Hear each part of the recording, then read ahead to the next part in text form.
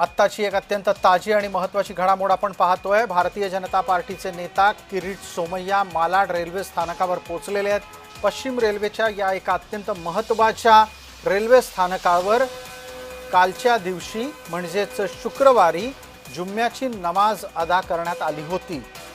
Railway स्थानक परिसरामध्ये नमाज पठणाला परवानगी मिळालीच कशी असा सवाल किरीट सोमय्यांनी विचारला आहे।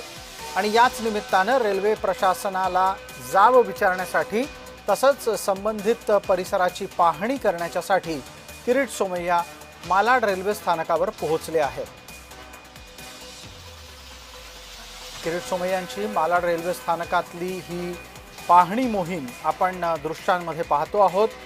ज्या भागात अवैधरित्या केंद्रीय रेल्वे सरकारच्या हद्दीमध्ये नमाज पठण झालं तो परिसर सोमय्या पाहणार आहे।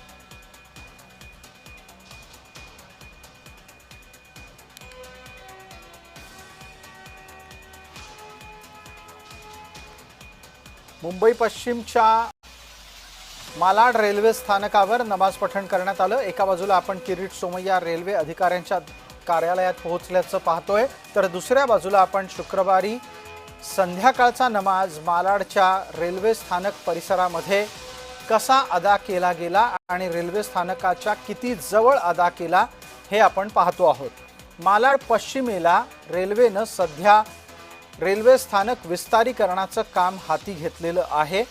मात्र त्या परिसरात जिथे रेल्वे विस्तारीकरणासाठी मोकळी जागा तयार केली आहे तिथे प्लॅटफॉर्म क्रमांक 1 च्या बाजूला काही मुसलमानांनी नमाज अदा केला। ही जागा रेल्वेच्या हद्दीतली आहे आणि रेल्वेच्या हद्दीमध्ये अशा प्रकारच्या नमाज पठणाला परवानगी मिळाली कशी असा सवाल भारतीय जनता पार्टीकडून विचारला गेलाय। किरीट सोमय्या आता संवाद साधण्यासाठी आणि माहिती घेण्यासाठी रेल्वे स्थानकावर पोहोचले आहेत।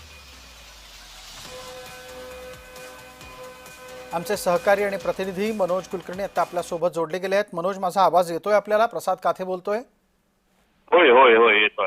आता या क्षणाला आपण कुठे आहात आणि किरीट सोमय्या यांचा या दौऱ्यामागचा मूळ आणि थेट हेतू काय आहे? अगदी बरोबर आहे। किरीट सोमय्या हे आता मालाड रेल्वे स्टेशनचे जे स्टेशन अधीक्षक आहेत त्याच्या कार्यालयात भेटण्यासाठी गेलेले आहे।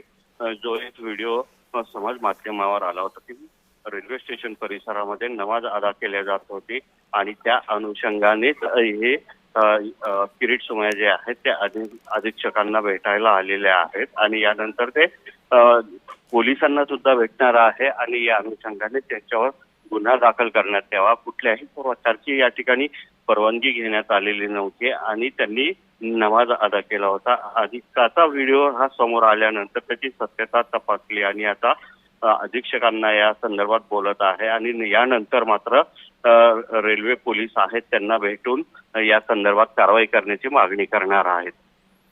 मनोज, या सगळ्या प्रकरणामध्ये प्राथमिक दृष्ट्या कुठून चूक झाली आहे? रेल्वे प्रशासनाकडून चूक झाली असं म्हणता येईल?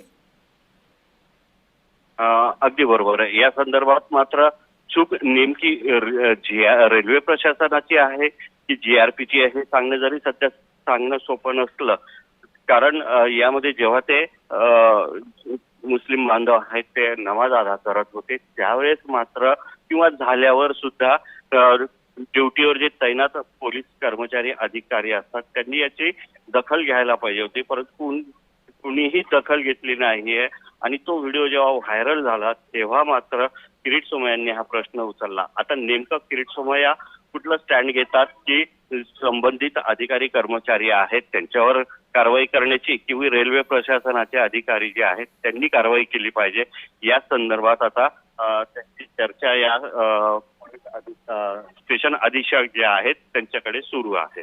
मनोज, आपल्यालाही माहिती असेल की सध्या पश्चिम रेल्वेच्या अनेक रेल्वे स्थानकांवर विस्तारीकरणाचं सुशोभीकरणाचं काम चाललंय। ज्या दृश्यांमध्ये आपण आता पाहतो आहोत तो मालाडचा पश्चिमेकडचा फलाट क्रमांक 1 आहे। तिथे सुद्धा मोकळी जागा तयार करून नव्या रेल्वे सुविधा पुरवायच्या आहेत, कारण याच भागातून छत्रपती शिवाजी महाराज टर्मिनस ते बोरिवलीपर्यंतचा रेल्वे मार्ग जाणार आहे आणि या विस्तारित मार्गाच्या साठी नवी जागा घेतली जाते।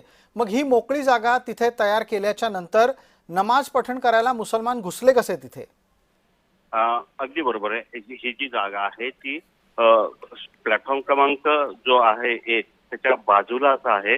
म्हणजे ज्या ठिकाणी रेल्वे प्रवासी असतात, जिना चढत असतात, त्याच्या बाजूलाच ही जागा असल्याची समोर येत आहे। आणि नेमकं त्याच वेळेस कसं काय हे नमाज अदा करण्यात आलेली आहे, नेमकं यामागे काय हेतू होता हे पाहणं सुद्धा महत्वाचं ठरणार आहे।